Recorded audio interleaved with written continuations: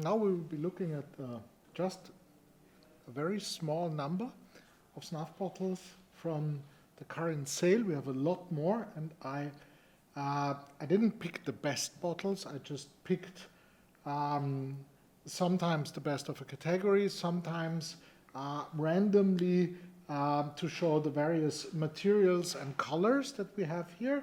We have bottles from the 18th century, some from the 19th, and some from the 20th century. So it's really all periods, and some representative materials is all here. We'll start with this one. This is probably one of the most published bottles in the history of mankind. It's been with Bob C. Stevens and Hugh Moss and Rachel Holden, and it's been published in Arts of Asia, and it's been published in Mikimoto Hall and lots of other places. It's one of the beautiful Yixing bottles. It still has a very nice coral stopper and shows a pair of doves on one side and a pair of Pekingese dogs on the other. It compares favorably to near identical bottles that sold for 45,000 euros and 44,000 euros at Bonham's, New York in 2015 and at Christie's, New York in 2017. So should do quite well with a low estimate of 4,000 euros, which is probably some kind of joke of our pricing department. Then we have this one here, which is my personal favorite. It's by Wang Xizan, the famous 20th century painter of Chinese snuff bottles, and it shows a boy that is trying to prevent his pet cat to devour a bird which was taken from that little bird cage here in the back. Beautifully painted, nicely painted, typical subject of Wang Xizan, which also compares favorably to a similar bottle. He's painted the subject at least one more time in Chalcedony, which sold for a many times what is our small estimate, our low estimate here. So again, a very good chance to grab a superb bottle by Wang Xizan. Then this one here is a good hornbill bottle. It's from this rare and mystic bird.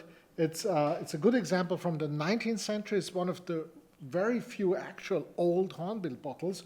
You can tell because it has this beautiful patina here, this beautiful honey golden brown color with these red layers here, and it's very nicely carved. It's one of two bottles in the sale. They're actually both from the same collection. Then we have this one here, another favorite of mine. It's from János Sekeres, the collector who never wasn't, as he called himself.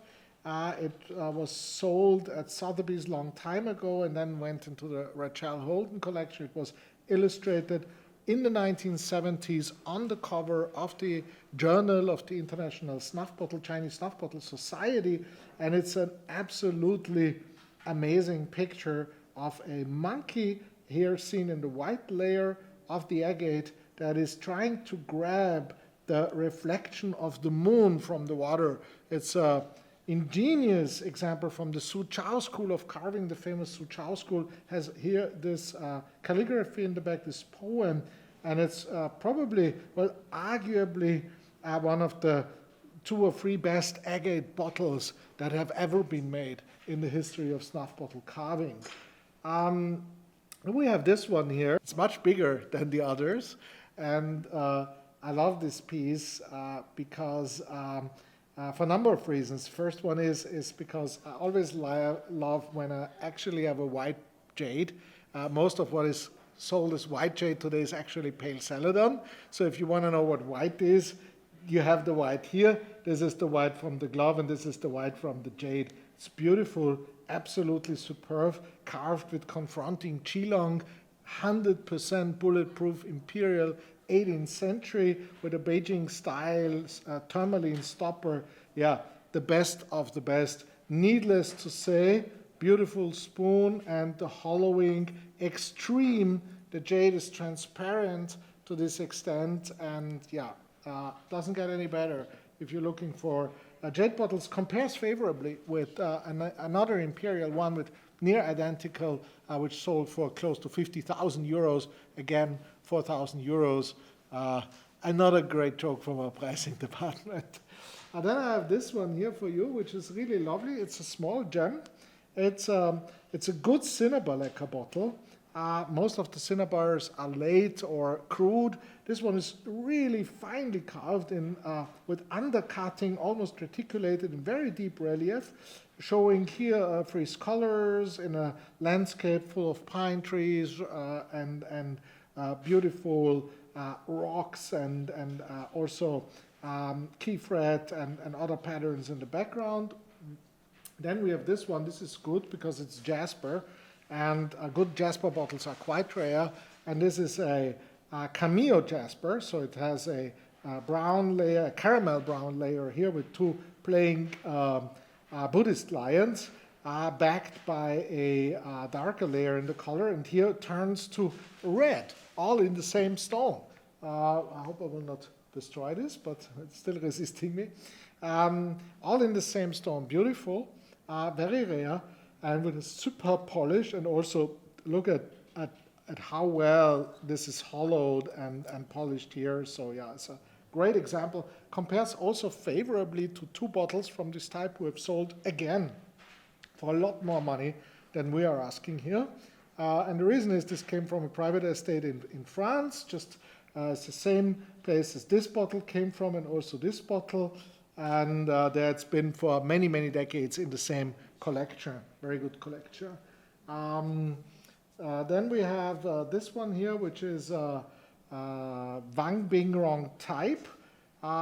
It's very hard to attribute things to Wang Bingrong himself, although he signed many of his pieces, simply for the reasons because some pieces have like extreme quality, very, very expensive, and then some have very good quality, such as this piece here, which is reticulated and also undercut and has this dragon here, which is not only modeled and molded, but also carved. Yeah, so there's lots of incised details here. And the good thing is it still has the matching stopper, and also compares favorably to a similar piece that was sold a couple of years ago.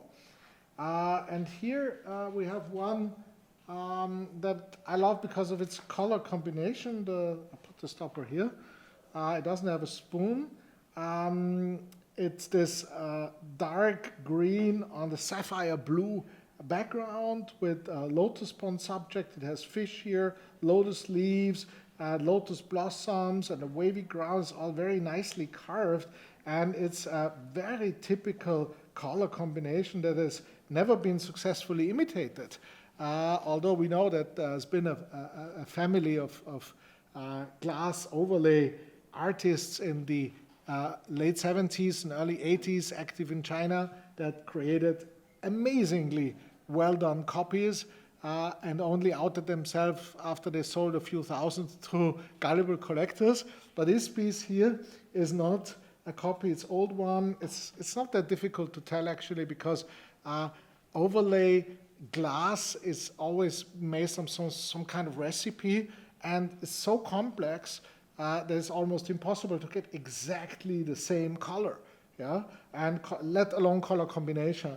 So that is why we know that this is an old piece, a good piece, and it compares favorably with one with exactly the same color, of course, that's been sold for a substantial amount quite recently. And yeah, it's this nice jade, also from Rachel Holden, and has also a good stopper, and needless to say, also very, very small opening here, extremely nicely hollowed, and it has this ice crack inclusion system here, which is partially is emerald green and the part is apple green. Very nice and very rare color combination, very heavy bottle. Yeah, and so those were 10 bottles from our upcoming sale. I hope you enjoyed the quick presentation. And yeah, there's about 50 or 60 more bottles in this whole sale, which has 750 lots. And I hope, yeah, you will find a good bottle there and enjoy the fact that we put very reasonable estimates on literally all of them.